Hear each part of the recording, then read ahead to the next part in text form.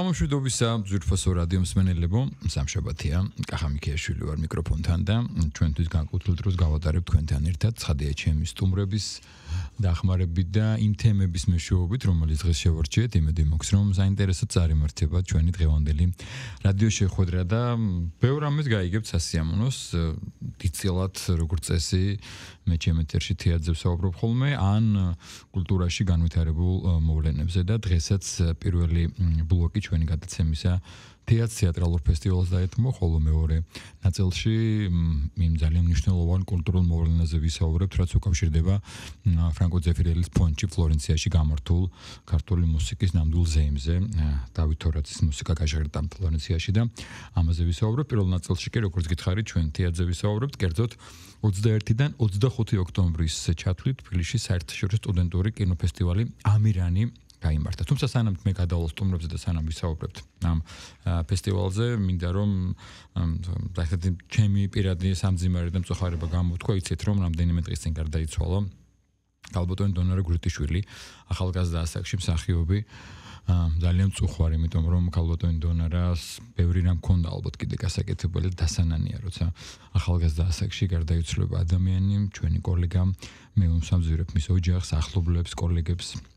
ახლა კი ფესტივალზე იმ თემაზე, რაზეც გითხარით, რომ ესე იგი ჩვენ ვისაუბრებდით, როგორც გითხარით, მე-18 საერთაშორისო სტუდენტური კინოფესტივალი ამირანი გაიმართა, რომლის მხარდამჭერი გახლა კულტურის სამინისტრო, კინემატოგრაფიის ეროვნული ცენტრი და თბილისის მერიის მხარდაჭერით ჩატარდა ეს ფესტივალი. ძალიან საინტერესო ფესტივალია, ვფიქრობ, იმიტომ რომ ეძლევა სტუდენტებს საშუალება თავიანთი ნამუშევრები წარმოადგინონ და ეს არის ერთგვარი პლატფორმა იმისთვის, რომ ერთის მხრივ საზოგადოება ნახოს თუ რა ხდება ამ კუთხით ჩვენს სტუდენტებში, როგორ მიმდინარეობს პროცესები და მეორე მხრივ მაყურებელს ეძლევა საშუალება, როგორც გითხარით, და თავ სტუდენტებს ეძლევა საშუალება წარმოაჩინონ და რაც ძალიან საინტერესოა, არის ის, რომ საერთაშორისო. მე მინდა წარმოგიდგენთ სტუმრები, თინი ხუციშვილი და სტუდენტური ჟიურიც გააჩნია ამ ფესტივალს და ერთ-ერთი ჟიურის წევრი,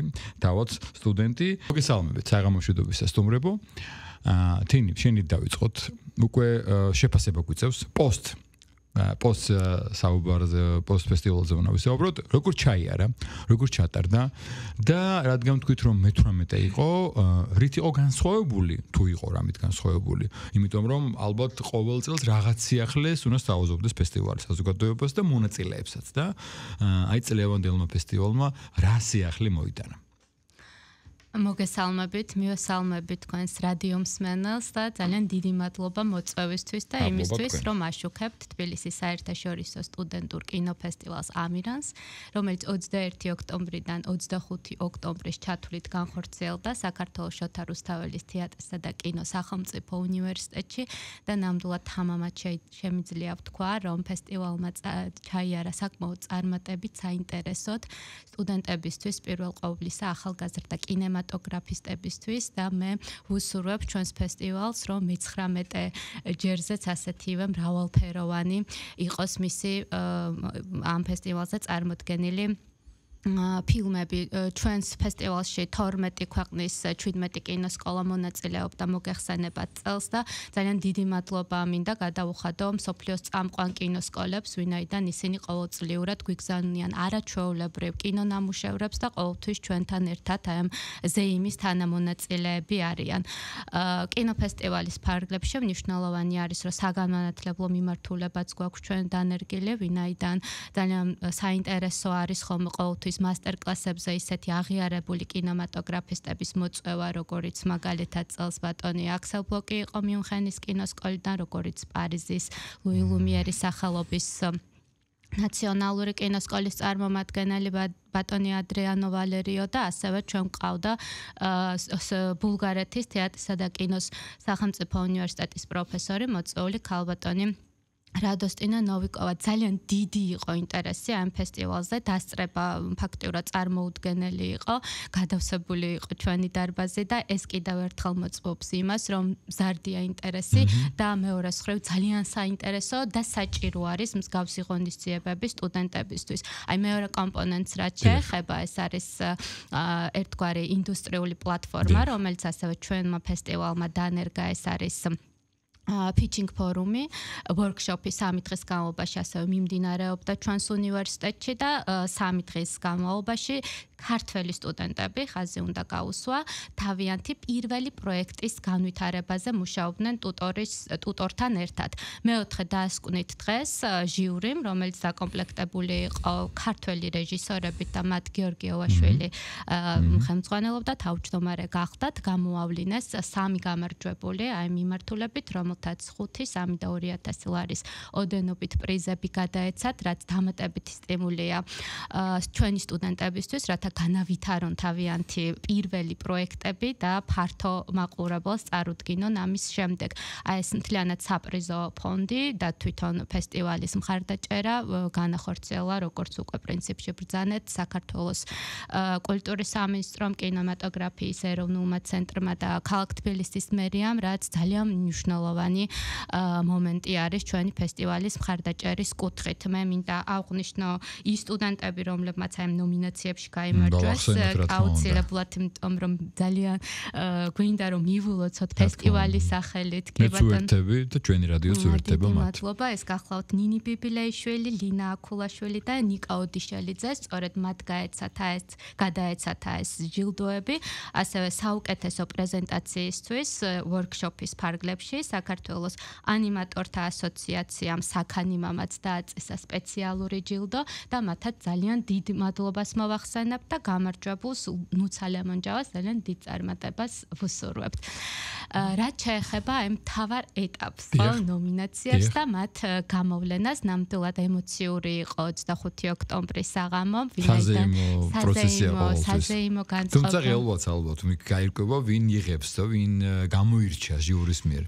კი ბატონო, ჩვენ დაპატიჟებული გვყავდა სტუდენტები ასევე, არა მხოლოდ ჟიურის და მასტერკლასების ტუტორები და ჟიურის წევრები, არამედ მსოფლიოს ბევრი ქვეყნიდან ახალგაზრდა სტუდენტები, კინორეჟისორები, რომლებმაც თავიანთი ფილმები ფესტივალის ფარგლებში წარადგინეს. ამ მხრივ ეს ძალიან მნიშვნელოვანი იყო.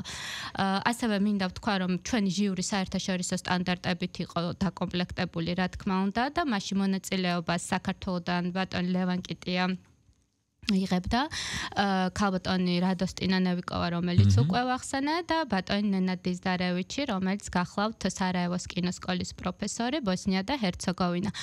მათ თვითონ დაჯილდოების საღამოზე აღნიშნეს, რომ ძალიან გაუჭირდათ გადაწყვეტილების მიღება, ვინაიდან თამასა ძალიან მაღალი იყო და ის ფილმები, რომლებიც წელს შემოვიდა, ნამდვილად ძალიან მაღალ დონეს წარმოადგენდა. ეს ფილმები გახლავთ 2024-25 წლის სტუდენტური მოკლემეტრაჟიანი ფილმები, დიახ, ნამუშევრები და საბოლოო ჯამში მათ მიიღეს გადაწყვეტილება და გრან-პრი გადასცეს მიუნხენის კინოსკოლის ანიმაციურ ფილმს ტყე და აი ამ ფილმის ანიმაციური ფილმის რეჟისორები ემილ პოგოლსკი და ვანესა ჩუ იმყოფებოდნენ ჩვენთან ერთად და ემოციური იყო ეს ფონიც რასაკვირველია.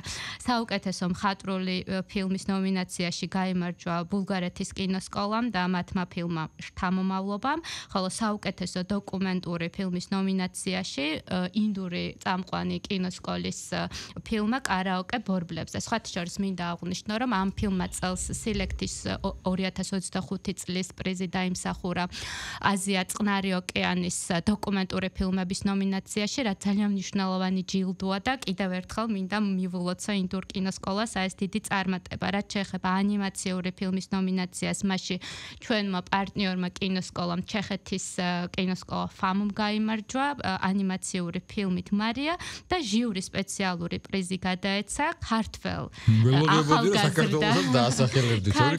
ახალგაზრდა კინორეჟისორს მარიამ გიორგაძეს. რაც შეეხება სტუდენტურ პრიზს და თუ რატომ და რისთვის გადასცეს და როგორ შეარჩიეს ეს ფილმი, რა თქმა უნდა, ბარბარე, რომელიც სტუდენტია, კინომცოდნეობას ეუფლება, აქვე ვიტყვი რომ თინი არის ორგანიზატორი ფესტივალის და ბარბარე სტუდენტური ჟიურის წევრი. ბარბარე, პროფესია ისეთი აირჩიე, ხო? კრიტიკოსობა, კრიტიკოსობა სტუდია არაფერი არ არის.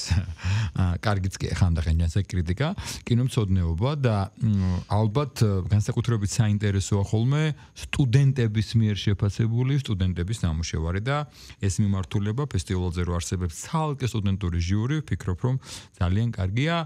რას აქცევდით თქვენ განსაკუთრებით ყურადღებას, ჟიური და ის წევრები, თქვენი კოლეგები, ვინ დაიმსახურა თქვენი სიმპათია და რა კრიტერიუმები იყო მიმართულებითაც თქვენ გამოვარჩიეთ ნამუშევრები და ზოგადად როგორ შეაფასებთ ამ ფესტივალის არსებობას და რას აძლევს ეს სტუდენტებს, რა პლატფორმაა მათთვის? მოგესალმებით, პირველ რიგში ძალიან მიხარია რომ ამ ფესტივალის ნაწილი ვიყავი.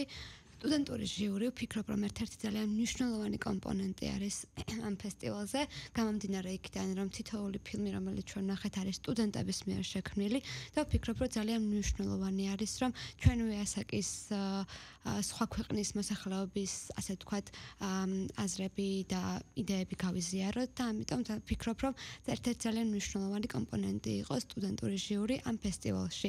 პირველ რიგში მინდა აღვნიშნო ის რომ საკმაოდ რთული იყო გადაწყვეტილების მიღება ერთდროულად ძალიან სასიამოვნო პროცესი იყო ჩვენთვის, მაგრამ ძალიან საპასუხისმგებლო, ძალიან რთული.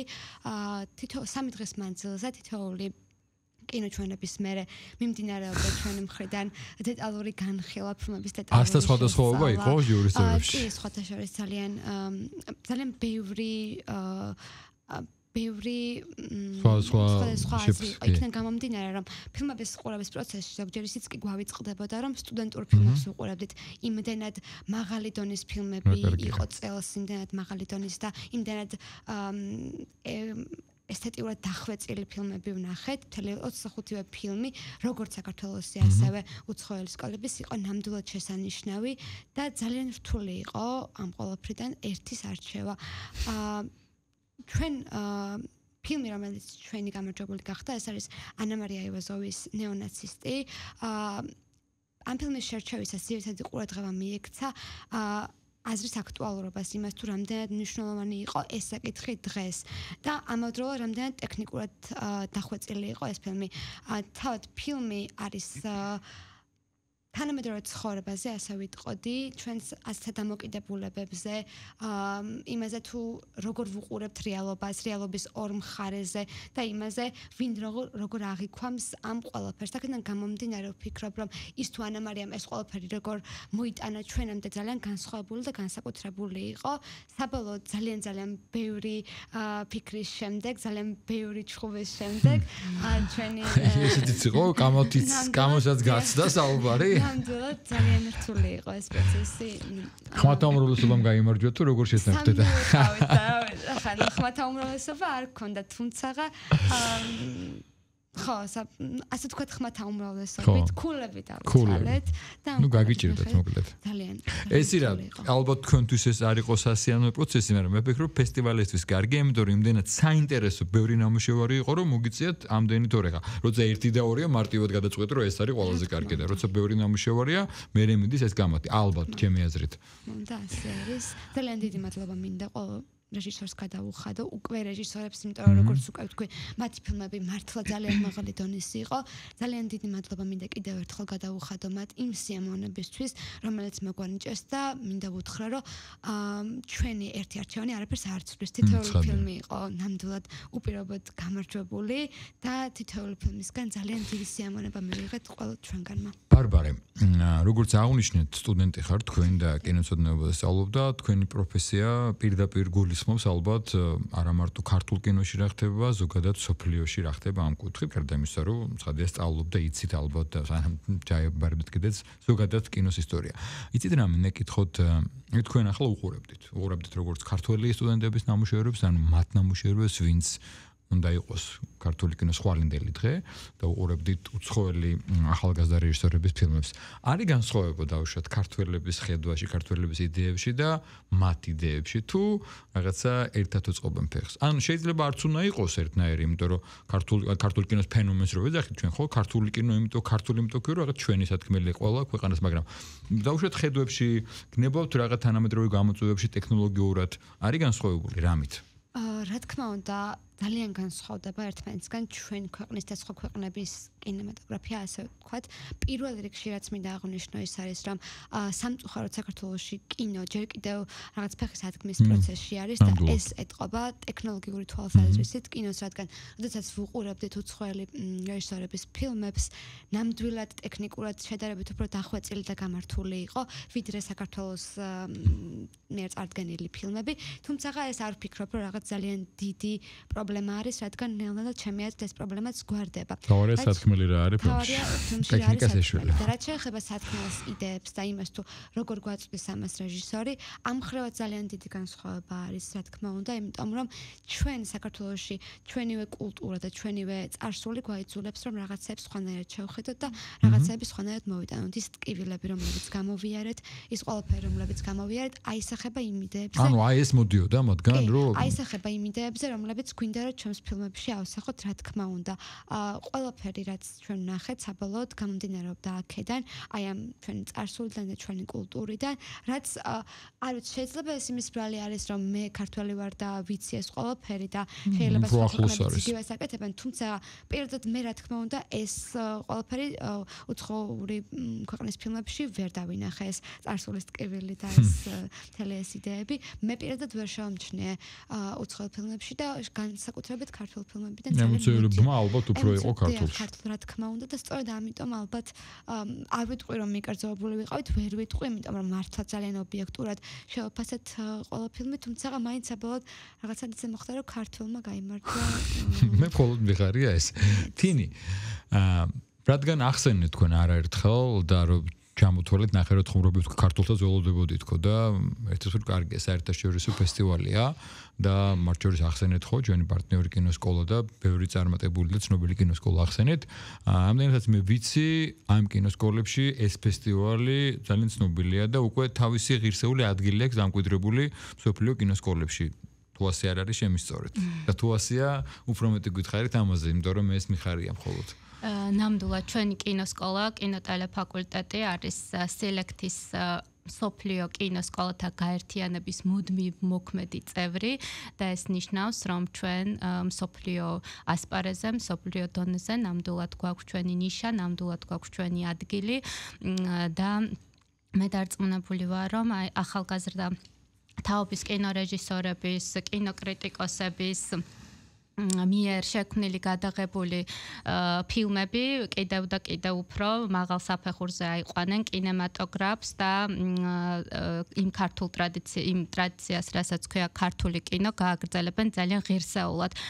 ძალიან მიხარია, რომ აი ბარბარემ ძალიან ამომწურავად ისაუბრა, მე მგონი აი მიმართულებაზე, რასაც სტუდენტები გრძნობენ, განიცდიან, რასაც უყურეს, გადმოგცეს და მათი ჩართულობა ყოველ ასპექტში ფესტივალის როგორც დაგეგმვის, ასევე იმპლემენტაციის პერიოდის და ეს შიდა სამზარეულოს გაცნობა არის ძალიან მნიშვნელოვანი, ვინაიდან სტუდენტობის დროს გაეცნო თუ რას ნიშნავს საერთაშორისო დონის ფესტივალის დაგეგმა და განხორციელება, ეს ნამდვილად ბევრ საჭირო უნარს სცემს სტუდენტებს და სწორედ აი სტუდენტური ჟიურის დაწესების შექმნის იდეაც აი ამას ემსახურება და კინომცოდნეები არიან ყოველთვის ჩვენი ჟიურის წარმომადგენლები, ბარბარეს გარდა კიდე ორი არაჩვეულებრივი სტუდენტი თინა ასათიანი და ანუკა თალაკვაძე ბრძანდებოდნენ ასევე კინო სტუდენტურ ჟიურიში, რომლებმაც ასევე არაჩვეულებრივად გაართვეს თავი დაკისრებულ მოვალეობას, რაც ნამდვილად სასიხარულოა და მე მგონი რომ მათთვისაც ეს ყველაფერი ძალიან მნიშვნელოვანი იყო.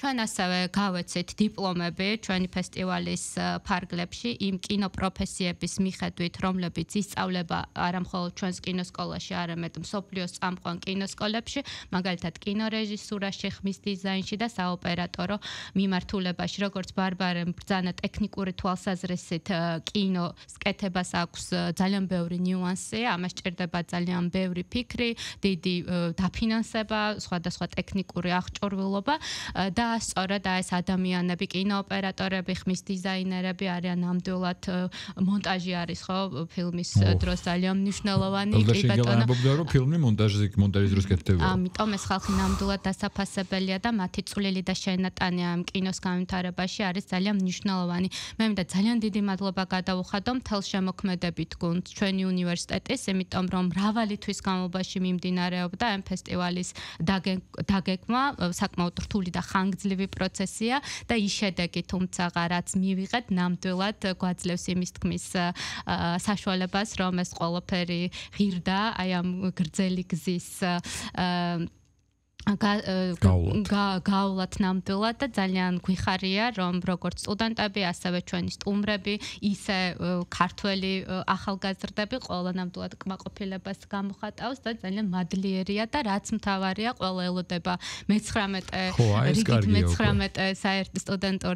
თბილისის საერთაშორისო სტუდენტურ კინოფესტივალს და მე მინდა იმედით ავიტოვო, რომ კიდევ უფრო მეტად დახუნწული იქნება საგანმანათლებლო პროექტებით, კიდევ უფრო მეტი კინოსკოლა მიიღებს მონაწილეობას, კიდევ უფრო მრავალფეროვანი იქნება და თამასას უფრო და უფრო მაღლა იწევს ამ კინოპროდუქციის ხარისხის თვალსაზრისით. როგორ ხდება შერჩევა მანამ სანამ ფილმები წარსდგება ჟიურის წინაშე და უკვე საკონკურსო ნაწილში, რა სექცია ყურადღება, როდიდან ხდება დაუშვათ განაცხადების მიღება, იმიტომ რომ თქვენ ახსენეთ რომ იმედი მაქვს უფრო მეტი დაინტერესდება, თუმცა მე ვიცი სხვა დროს გვისაუბრია რომ წლიდან წლამდე იზრდება მოთხოვნა და აშკარად მეც უჩდება სურვილი, იმიტომ რომ ნამდვილად არის საშუალება რომ წარმოაჩინონ თავისთავად, მაგრამ აი რა არის წინა პერიოდები და ეტაპები ვიდრე კონკურსში მოხდება ნამუშევარი.